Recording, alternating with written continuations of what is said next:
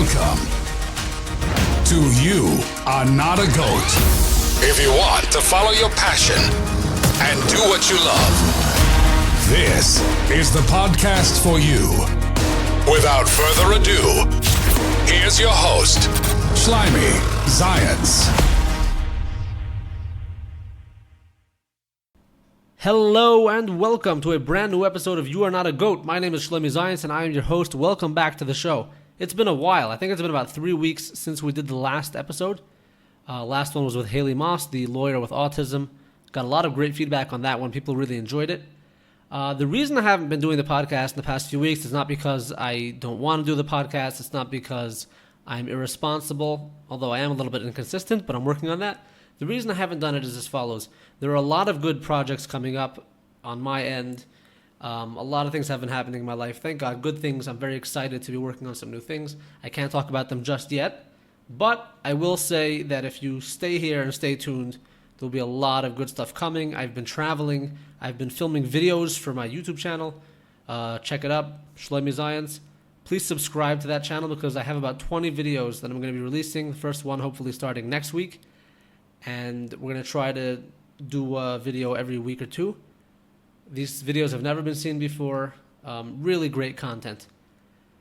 In other news, back on the podcast atmosphere. So we're back. If you have not yet subscribed to the podcast, please subscribe. We're everywhere. We're literally everywhere. We're on YouTube. We're on iTunes. We're in Google Podcasts, Stitcher, CastBox. You name it. If the podcast platform exists, we are there. So please subscribe to the show. Please leave us a review. It helps us so much when you leave a review. And I really appreciate all those who have left reviews in the past. Please continue to do so. Leave reviews. Tell your friends about it. Share it. And this way the podcast will grow and be able to share the knowledge and the message with many, many more people. So on this week's episode, we have a guy named Nikhil Aurora. He is one of the co-founders of Back to the Roots. Back to the Roots is a really, really interesting company. They sort of make products that can allow you to have a farm in your own kitchen. So you can grow mushrooms in your own kitchen. You can grow all sorts of herbs, even hemp. Hemp is a cannabis-like plant. So it's sort of like marijuana, but it doesn't get you high. Has a lot of health benefits, and it's totally legal all over the United States and Canada. So you can grow that in your kitchen. And one of the things I liked most about the story of Nikhil and his partner is the fact that these boys left six-figure jobs. They had really good jobs, really good positions, and they left these jobs to start growing their mushrooms. It's a fascinating story, and it's one of the things that I love most about it also is that they didn't give up. They had a lot of issues. They sort of invented this new method of growing things, and it was very tough on them.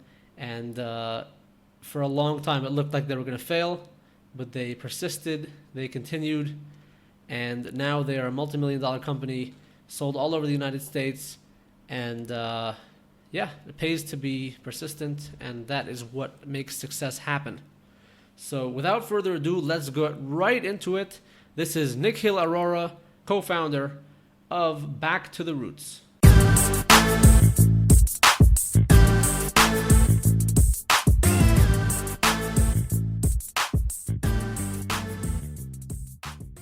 Hi, Nikhil. Welcome to the show. Thanks for having me on. Appreciate it. Thank you for coming on. So you are the co-founder, co-CEO of Back to the Roots, which is a really cool company. You guys sell a lot of cool products. Can you tell me a little bit about yourself and how this all started?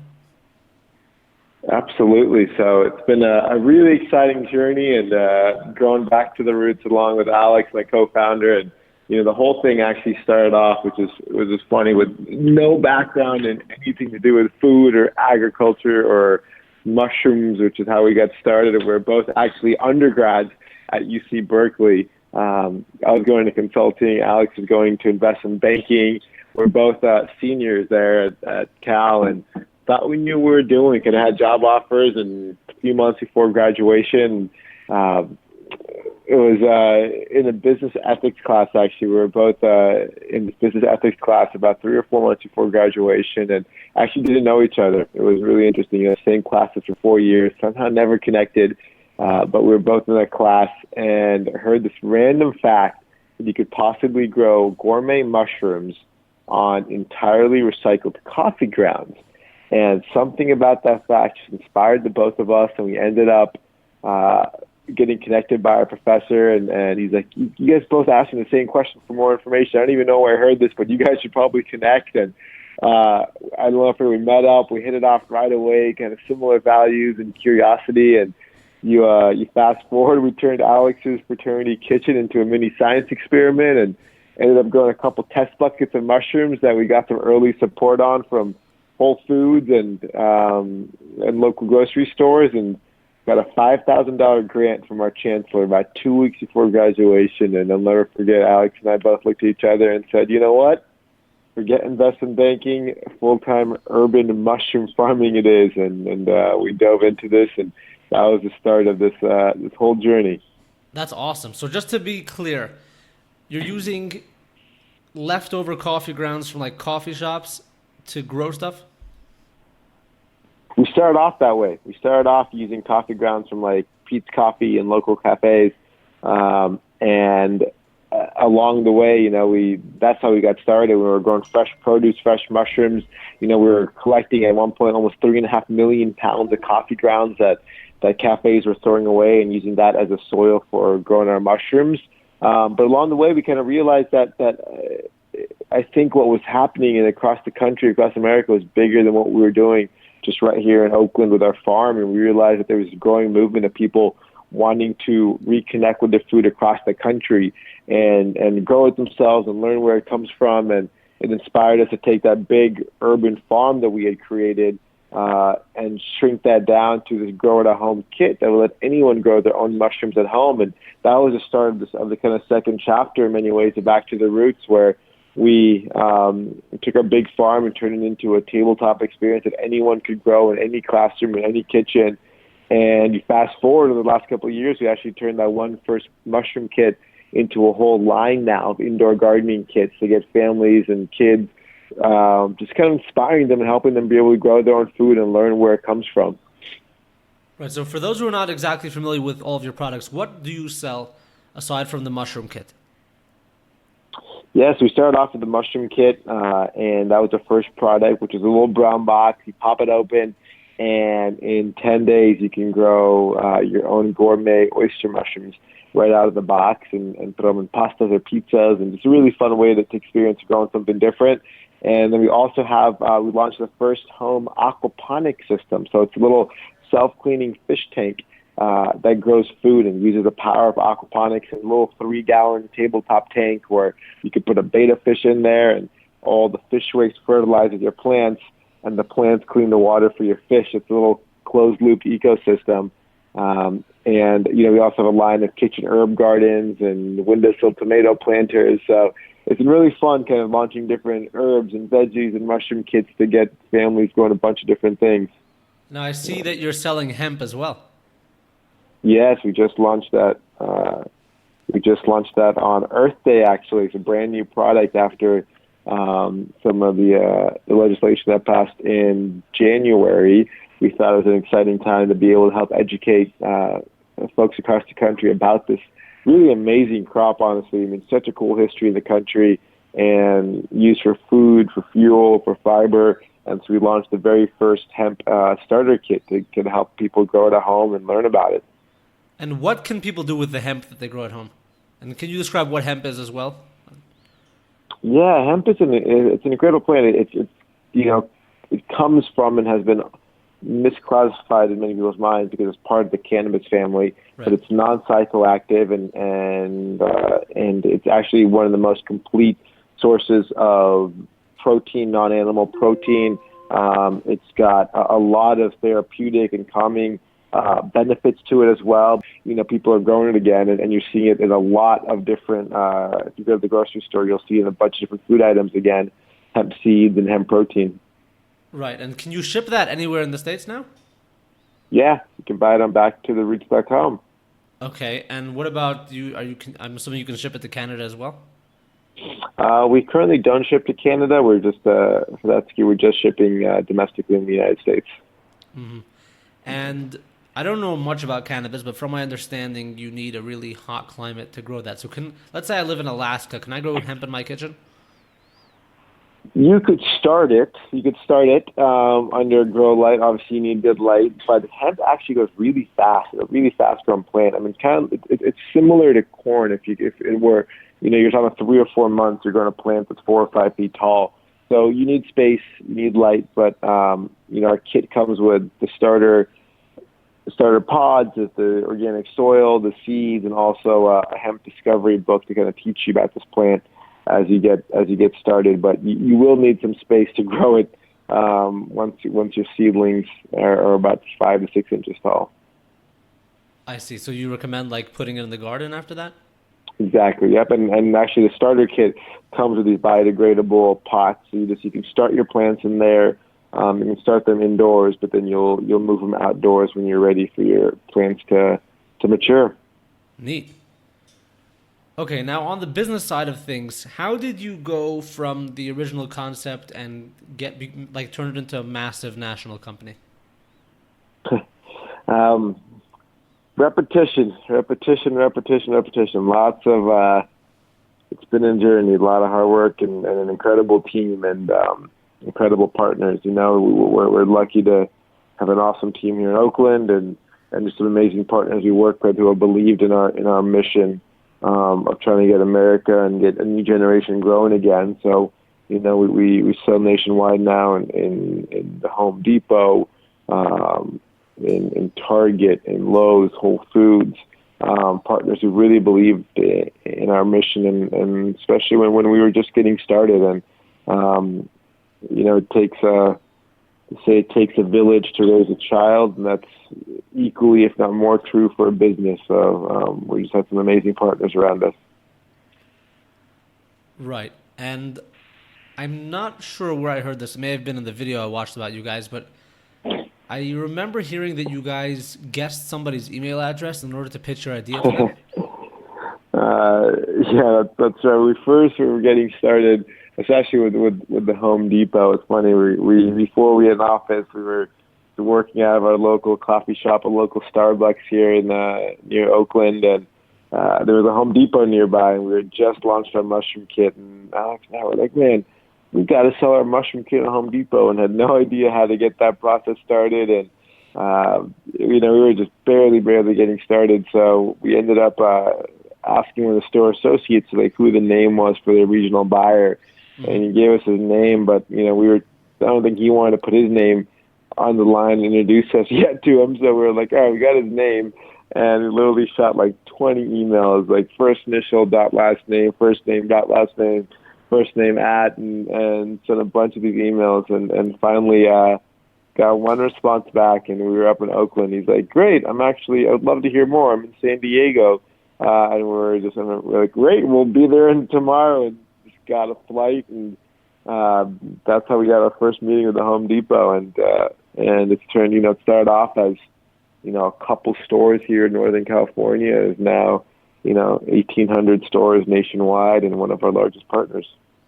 Wow, that's awesome. I love how you didn't let anything stop you to get your foot in the door. And it's actually a trick that I took from your repertoire. I use it very often. I try to guess people's email addresses, and very often it's spot on. Yeah, it's sometimes it's just swinging and trying. Worst case is you're in the same position you were beforehand, right? So yeah. Okay, and how many employees do you guys currently have? We're at 18. Wow. And because you guys have such a massive presence online, and when you think about that there's a smaller team of people handling so much work, that's very impressive. Yeah, I appreciate that. We're using. I think trying to be as efficient as we can and leveraging partners around us, and just trying to grow it one day at a time. I think where we have a really, really passionate team here I think we all really believe in this mission and the importance of reconnecting, especially kids, back to food. We think you think about food and just the impact it has on every part of our day-to-day lives. Obviously there's a health piece of it, and some of the statistics around, a third of the kids in this country now are overweight or obese because of the food system around us. You think about sustainability, how one of the leading causes of climate change is the emissions that come from our large-scale agriculture. You think about the job creation and what's happening in farms across the country, and as smaller farms are being sold, there's an aging farming population because people aren't interested in taking up agriculture and turning into more monocrops. And you see all these different touch points, and we're like, in some ways, we have a generation that's been, our grandparents were growing their own food, cooking their own food, knew where it come from, and within one generation or two generations, we're so disconnected from it. And we think that it's one of those imperative missions that we can be working on right now, is to just reconnect the generation to food and get them curious again, and not coming at it from right or wrong of like, this is good, this is bad for you. It's like, we just got to start off with the fundamentals of like curiosity, like where does that food come from, and we think getting families and kids growing themselves again and engaged in that process is one of the best ways to do that. So we're inspired by the mission. I think that translates to the output. Hopefully, we were able to, and the impact we were able to make. Right. And do you think micro farming is the future? Like, say, 30 years from now, do you see people growing a lot more of their own food than they're currently doing? Yes, but I think I say that with a caveat of large scale farming is not going to go away, and the importance of it, and we have some of the deepest respect and appreciation for farmers who are growing a lot of food on hundreds of acres, but doing it the right way, doing it organically, doing it with rotational farming, doing it, using local inputs and dry farming with less water resources and less chemicals. So for us, it's not about trying to say grow all of, like you should grow everything you eat yourself. I think we need our farmers, and in many ways we want to put our farmers back on the pedestal. In the food space, you see the entrepreneurs, the people who start the bar company or the snack company. You see them talked about in the media and out there, but like none of that's possible without the people who are dedicating their lives to growing food for us. So in many ways, this isn't about, hey, like grow all your own food. It's about like respect food again and learn about food. And part of that is honoring and respecting our farmers. Right. Very nice.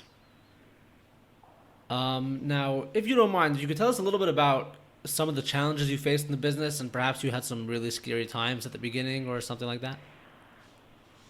Yeah, every day, say that much. There's a new challenges every day when you're a small business, and things are when you're especially trying to grow. You're not trying to grow 1 or 2%. We're just kind of building off the status quo. You're trying to continue to double the business and grow it and explore a lot of new opportunities. You've learned you don't know what you don't know, and that's one of the biggest challenges. But early on, I'll say it's evolved. I'll say the first challenge was how do we even produce anything? It took us 8-9 months to grow our first batch of mushrooms after we graduated. And that was one of the hardest times. I remember Alex and I were looking at each other like, man, we just gave up 6-figure job offers to start this company. And imagine for like every single day you're planting mushrooms and this crop that and nothing is working. You come back the next day, nothing grew. The next day, nothing grew. And, you're doing that for 100 plus, even 180, 200 days of like that constant failure. And finally, I remember it was like that day, like super clear. We saw our first mushroom sprouting again. It was just, it was like the skies broke and we saw the heavens. It was like, oh my God, this thing's working again. But, with that time it was a partnership and the love and respect we had for each other that got us through that. And then, then once you figure that out again, we kind of figured out the growing conditions of what we had done right, what we had done wrong. Is that how do you scale this up and the operations? But the challenge is, it evolves as the business grows, and then it's how do you finance it? How do you grow it?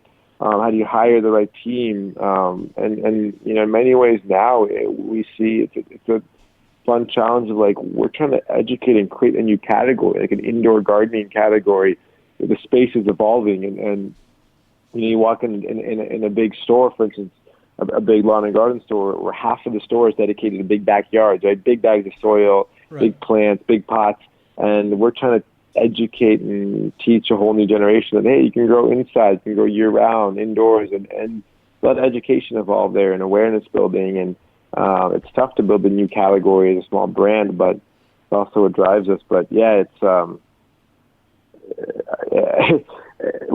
feel like when you're starting something, every part of the business you got to learn and go through trial and error: supply chain, operations, finance, sales. A lot of trial and error, but I'd say it's one of the most rewarding things is the idea of creating something. I think that's what drives the whole team. There's something really rewarding about seeing then your vision, where even when you're launching a new product and it starts off just as an idea in your head, and you fast forward 6 months, 8 months, a year, and the first time you see it, going from the shelf, in someone buying it and putting it in their cart, taking it home with their kids, that makes everything worth it. It's a cool feeling. Right, and so much respect to you guys for being persistent when those mushrooms weren't growing, because most people would probably have given up, Yeah, it's call it foolishness, naivety, whatever the right word is there, but we kept on going. So it was a crazy start to it, I'll tell you that much stuff for sure. Good for you. Just another few quick questions. What would you tell somebody who's thinking of starting their own business? A lot of people have doubt. They don't think they can do it. They don't think they can be successful. What would you say to somebody like that? Yeah, I think too often we make entrepreneurship or starting something feel like it's just one big leap, right? Like you hear that analogy a lot, jumping off a cliff and you're building your wings on the way down, and I don't think it has to. And I think that puts a lot of people off and scares a lot of people from starting something. And I think in many ways, just reframing that moment is so important. It's like, hey, this has to be one big. For us, it wasn't. Yeah, it sounds like in the short story is one big decision. We went from investment banking to mushroom farming. But you break up that 3 months from the idea to giving up our job offers, there was 100 small moments, right? It was raising our hands in class. It was meeting up. It was going to the library and picking up some books. It was, growing a test bucket, one bucket. It was taking that bucket to a few restaurants, getting some support. It was, hey, let's apply for a small grant in the evening hours while we're studying for finals. Whoa, we got $5,000. Amazing. And, it builds up to the point of where we're like, all right, there's enough momentum here to give us that confidence to do this. But if you were to even ask our story in the 30-second version, you hear, oh, we heard this idea, and then we decided to give up our job offers to start and become mushroom farmers. Like, that's not the reality. It was 100 small little moments, and one step at a time. So I would just tell folks, it's like break it up into a lot of smaller things and be like, hey, if I'm really excited about this one idea, all right, I'm going to go talk to 10 people about it. All right, am I still as excited about it after talking to 10 people? Great. Let me go and spend, a week or two on the weekends and put 10 hours, on the weekend and build something or do something. And then I'm going to go to the farmer's market. I'm going to go talk to 10 more people. I'm going to, apply for this. And you start breaking it down. I think before you know, it's like, whoa, either I'm still equally passionate about this. Whoa, I got some momentum around this, and it helps people kind of want to get started. So, we just quote my team always makes fun of me because I say it too often. Was like Will Smith tells a story about, which I always appreciated. He's like, you don't build a great wall overnight. You build it by laying, every single brick as perfectly as a brick can be laid. And you look back over time and you look back and like, whoa, I built something. I built a great wall. And I think in many ways that applies to building a business. It's not just overnight. You just take it one step at a time. That's great advice. Now, was there anybody who tried to talk you out of doing this? Like, there must have been a very well-meaning, maybe parent or friend or professor was like, no, this is a bad idea. You guys are going to fail. Did that ever happen? Oh, man, yeah. We had a lot of friends looking at us early on, just like, what are you guys doing? I remember some of Alex's guys in his fraternity almost had these, interventions where they're like, dude, you're giving this amazing job offer you've been working for 4 years for in college. You got it, and now you're going to give that up to grow mushrooms. And there was one night I shall never forget it. It was right before graduation, actually. Alex and I were still trying to figure this all out, and we were dumpster diving for coffee grounds to be able to use to plant our first batch of mushrooms in.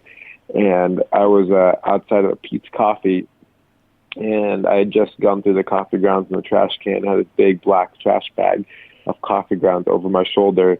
And people who have ever been to Berkeley, there's like one main street called Telegraph, which is a bunch of restaurants and bars, and it's kind of busy street. So this is like right before graduation.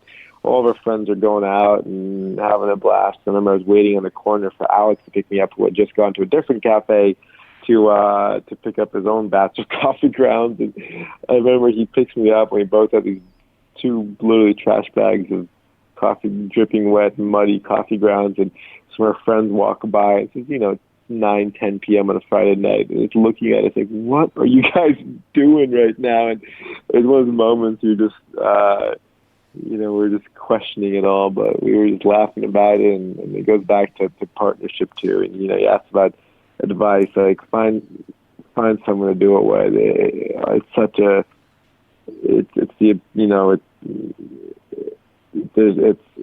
it makes the whole experience so much more joyful and rewarding when you can share it and start something together. And I think the partnership and Alex and I doing it together has honestly been the most rewarding piece of the whole journey.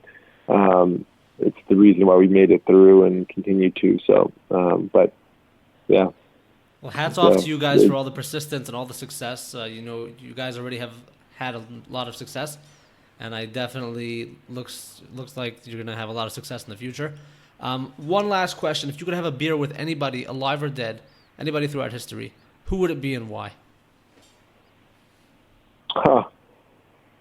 That's a great question. And alive or dead, who would it be? I think I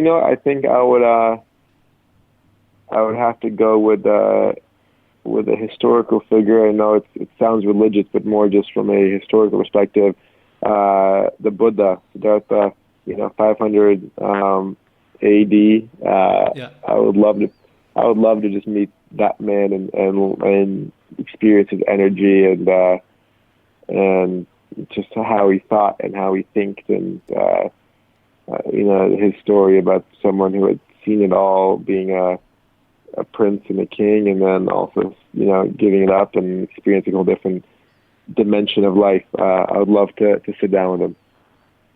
Wow, that's So yeah, how about you? Who would you want to meet? that is a great question. I ask this question all the time, but no one's ever asked me, so I don't know. Honestly, I need time to think about it because this is a real big one.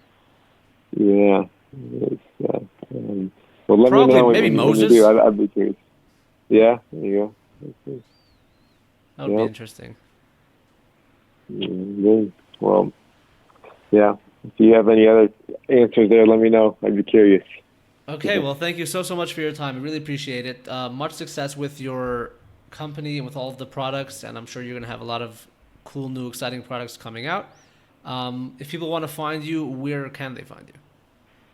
Yeah, you can learn a lot more and check out all of our gardening kits at backtotheroots.com.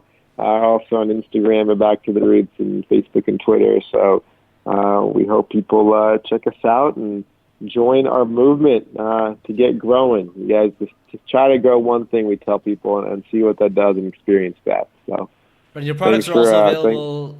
We're at Whole Foods. Also available, yep, Home Depot, Target, Lowe's, Amazon, so you can Walmart?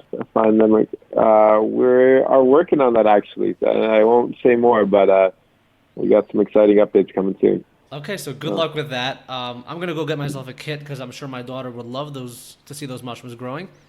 And once again, thanks for your time.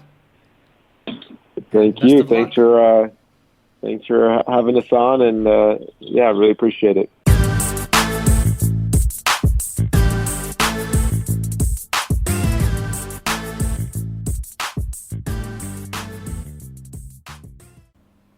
That was Nikhil Aurora, co-founder of Back to the Roots, and I really had a great conversation with him. I hope you enjoyed listening to it as well.